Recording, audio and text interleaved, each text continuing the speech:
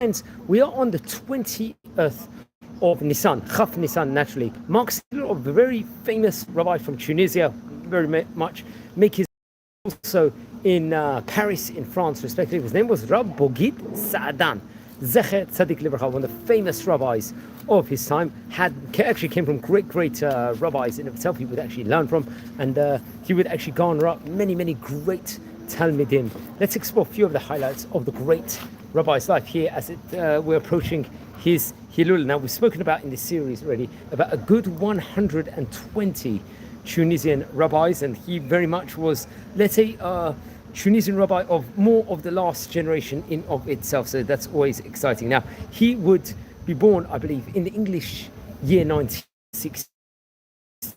He was born in. He passed away in 2006, about 90 years of age at the time. Passed away, I think to be precise, it was the 18th of April when he passed away. He'd go on to become a chief rabbi in Jerba and head of Jewish court over there, respectively, a Rosh Yeshiva in Jerba, and let's say in Paris he was the head of the Tunisian community also, which was a prominent position, and the Rosh Yeshiva of Torah, respectively. He was, to be precise, born in 1916 on Yud Gimel Av, just a few days after Tisha B'Av, one of the Jewish calendar year. Hey Taf Reish Ayin 19 was born in, and so he was actually rabbinic auspices. His father's name was Rav Mordechai, Rav Mordechai Saadon, great rabbi. And while he was auspices, the great rabbi we've spoken about on this series over here, Rav Shaul Makikah Sheli, and also another one of his rabbis, David Dido HaKohen, great rabbi. I think we spoke possibly a few months ago, and learned Yeshiva. ורחמים חי חיותה הכהן.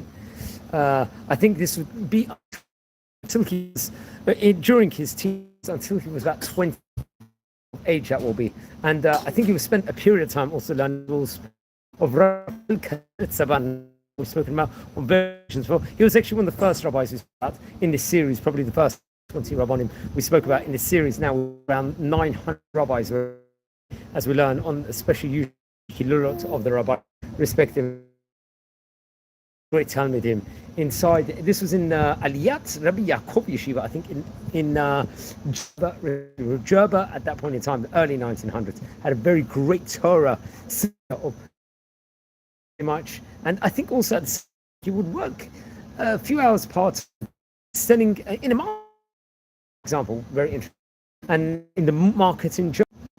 I think he would also have like chanut mechat. I think maybe something connected with printing or publishing, a small specific thing.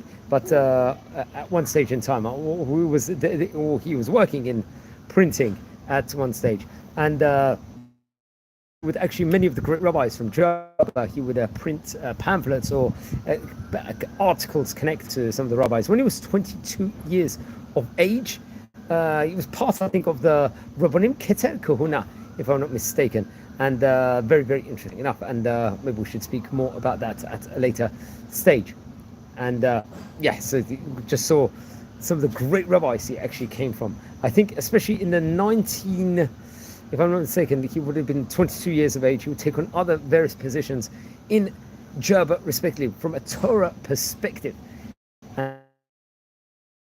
In a lot of writings also. Then come on, the year he was chosen to, let's say, go inside a position and to become the rabbi of Jerba, very prominent position. He would have been at that stage about approximately just nearly 50 years of age, and I think he would work there for many years as the head of Jerba. At that point in time, many people were actually moving to Eretz Yisrael, but he would take on various different roles. He was connected with Beit Knesset, Rabbi Shalom Chadad, and he would help establishing various different important Torah kashrut organizations, providing services, let's just say, for the Tunisian community, for the Jerba community, very important things, including within regards to matzot, a yekev, to produce kosher wine in of itself. He was appointed also the head of Jewish court, Abedin of Jerba, until the year 1991, so very responsible. I think Kamot 1991, eventually, he would actually move to France, to Paris. Remember that point in time in France and Paris,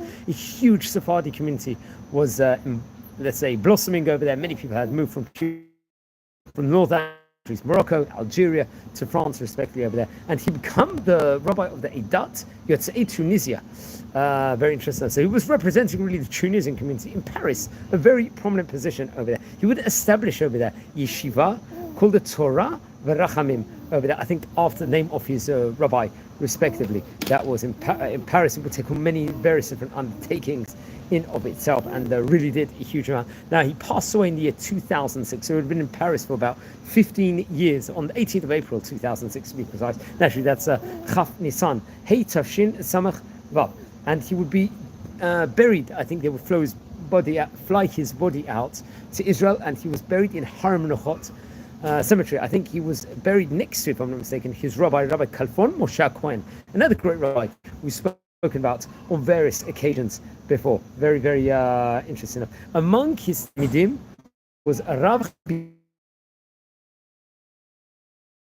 He became head rabbi of Tunisia, and another one of his Talmidim was Rabbi Israel Cohen, happened to be the author, I think, of the Yivarech, if I'm not mistaken. Now, left great descendants also, which we should speak about. He actually got married, I believe, if I'm not mistaken, to let's explore. So his oldest brother, I think, was Rabbi Makikatz David. He was author of the Torah class work called Chagai David, if I'm not mistaken, all Halabana and the Shir Kodesh. His older sister, Rachel, Rabbanit Rachel, I think would become the mother of Rav Matzliach Mezuz, naturally the grandmother of Rav Meir Mezuz, Rosh Yeshiva Ravchamim in Bnei, famous, let's say, rabbi in of itself. And I think there was a family connection to Rav Chaim Ma'adar, if I'm not mistaken. I think his was Rav Tzion Sofer, what happened to be the Baal Tzion Nevet, if I'm not mistaken. I believe he was married to the daughter of Rav Mazur. I believe, I'm not 100% sure, I'll have to double check. That was spoken about him. He was the author of the Matok Midvash Sefer over there. And his daughter, I believe, his son is Rav Saadon. So I'll double the family tree. Always everyone, because it's very, very who they got married to. I recommend everyone to check in Torah to Shuvah, which was a shoot. Shelot answers. Book that was printed, I think it was put actually in 8 volumes or 8 editions in the which was on the Shas Talmud Babli. That was put in 11 sections, if I'm not mistaken, 11 krachim. Then the Drishat Rachamim, which is drashot, various different sermons based on the subject, on various different subjects. I think connected to his Rabbi Rachamim Chai Chai, great rabbi we've spoken about. Then there was the Amor, which is the Haggadah on Pesach. Here we are actually recording this here in the festival of Passover. So on this, let's just say, a translation from Arabic. And the various Perushim was also added, different Perushim. Then the Hagid Mordechai, I think very much connected to one of his, to Rabbi Mordechai Asa Kohen, another great biography. Harav Rachamim Chai Chai Yutah HaKohen, one to actually look and read it. And a book called, it was huge amounts of various Torah books. So Hagid Mordechai. So there was also the Kedushat Moshe, which is another great Torah course on Rav Moshe Kohen. It was very into writing by. I think there was Farim, Tzila, or other books, including, but not Mishlei, Proverbs, respect, which was. I'm not sure if he wrote these himself or was very much connected to the writing of it. The Pirchei Kohuna, which is, I think, in 3 volumes on Nas, probably itself.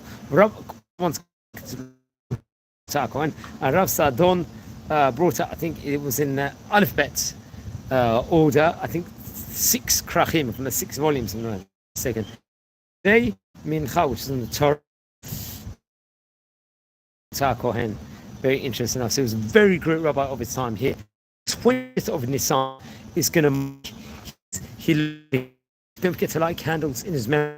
Now, friends, we're going to see here. We'll only give out great oriental great Chachamim. If you descend from any of the great Chachamim talking about it inside this series, please email. I would love or send me a comment.